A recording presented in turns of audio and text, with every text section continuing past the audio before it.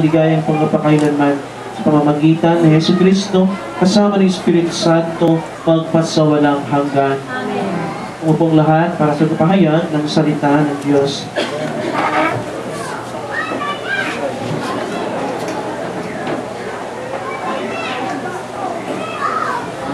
Ang salita ng Diyos mula sa aklat ni Job. Ang sagot ni Job, sana ang sinabi ko'y maitalat na isulat, at ito ay magawang isang buong aklat, at sa bato'y maiulit itong mga salita ko, upang sa habang panahoy mabasa ng mga tao. Alam kong di natutulog ang aking tagapagligtas, at sa aking magtatanggol pagdating ng wakas. Pagkatapos na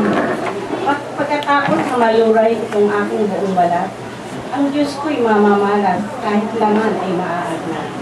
Siya'y aking mamamasdan, mukhang nakikita ng sariling mga mata, di ng sino mang iba. Ang salita ng Diyos. Salamat sa Diyos.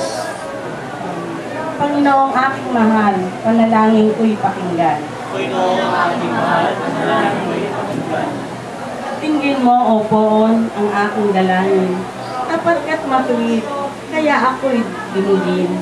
Itong iyong lingkod, huwag mo nang subukin. Batid mo ng lahat, kami ay salarin. Araw na lumipas, aking nagumita. At naalaala ang iyong ginawa.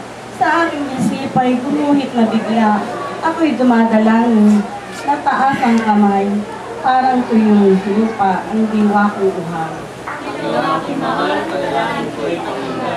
Nawala ng lahat ang aking pag-asa. Kaya naman Poon, ako'y dinggin mo na. Ako ay umaasa sa iyong natitiwala. Na kung umagay, pag-uunitan sa pag-ibig mo, lubhang dakila. Ikaw aking Diyos, ako ay turuan, ang aking masunod, ang iyong kalooban. Ang Espiritu mo'y maging aking tanglaw sa aking paglakad sa ligtas na daan. Tumayo po ang lahat.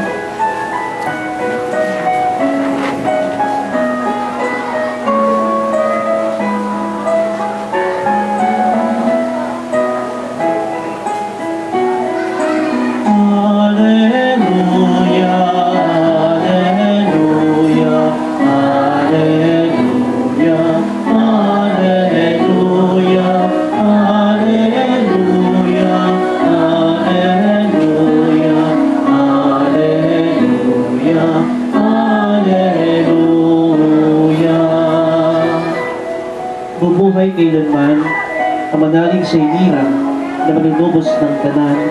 Hallelujah, hallelujah.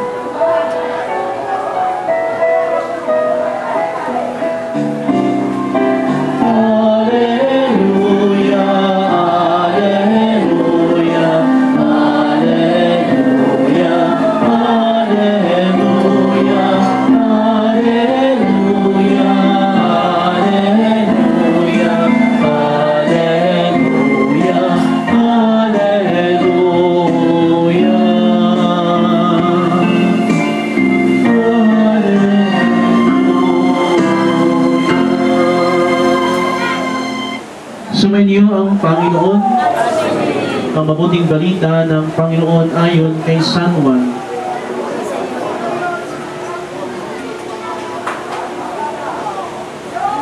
Noong panahon ngayon, sinabi ni Jesus sa kanyang mga alagad, "Huwag kayong mabalisa, manalig kayo sa Diyos at manalig din kayo sa akin.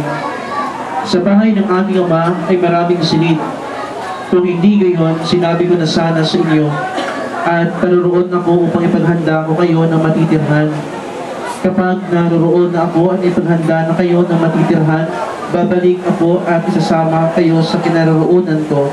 At alam na ninyo ang daan patungo sa pupuntahan ko." Sinabi sa kanya ni Tomas, "Panginoon, hindi po namin alam kung saan kayo pupunta.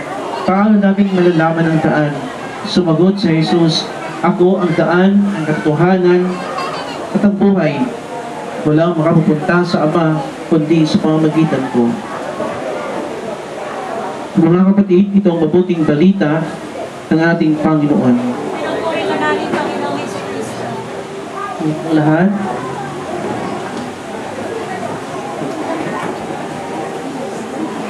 Sa muli po, magandang gabi sa ating lahat, especially sa pamilya ni Jose. Mga kapatid, alam po ninyo, my father died when I was 7 years old. I was then a grade 1 that time. At namatay yung tatay ko 25 years ago.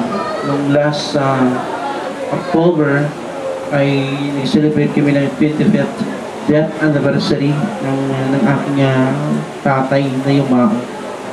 At before kami nag-celebrate ng 24th death anniversary ng papa ko, ay sumunod din yung dalawang kapatid, sunod-sunod.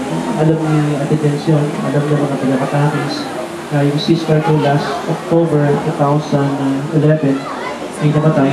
Then, wala pa isang taon ay namatay naman yung kapatid ko sa lalaki. So, para bagang malungkot, pero masama yun eh. Ipagkano. Kasi may paano ay kapag nga dito mo. Kasi ano ba sa kapuhos eh.